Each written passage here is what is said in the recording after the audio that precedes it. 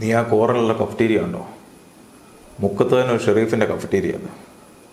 9 വർഷം മുമ്പ് ആരുടേക്കോ കൈമേലും പിടിച്ച അവൻ ഗൾഫിലെത്തിയത്. ഓല മേഞ്ഞ കുടിലിൽ കോരിച്ചൊറിയുന്ന മഴത്ത് ചോർച്ചടയ്ക്കാൻ പറ്റാത്ത അവസ്ഥയിൽ നീ കിടന്നിട്ടുണ്ടോ? അവൻ കിടന്നിട്ടുണ്ട്. അവൻ്റെ മൊത്തം കുടുംബം കിടന്നിട്ടുണ്ട്. ഇന്ന് അവൻ്റെ ഫാമിലി താമസിക്കുന്നത് കോഴിക്കോട് സിറ്റിക്കകത്ത. അവർക്കവിടെ സ്വന്തം ഒരു ബിസിനസ്സും ഉണ്ട്. ജീവിതം പഠിക്കാൻ ഒരുപാട് ദൂരെ നിന്ന് പോകേണ്ട ചെറി. ഈ സ്ട്രീറ്റിൻ്റെ ഒരറ്റം പോലെ അങ്ങേയറ്റം വരെ വലിച്ചൊരു നടന്നാൽ മതി. ഇവിടുത്തെ ഓരോ കോണിലും എല്ലുമുറിയെ പണിയെടുക്കുന്ന മലയാളിയുടെ മുഖത്തേക്ക് ഒരു നോട്ടം നോക്കിയാൽ മതി. തമാശയ്ക്ക് എല്ലാവരും പറയുന്ന ഒരു കാര്യമുണ്ട്, ലോകത്തിൻ്റെ ഏത് കോണിൽ ചെന്നാലും ഒരു മലയാളി ഉണ്ടാവുമെന്ന്. അത് തമാശയല്ല.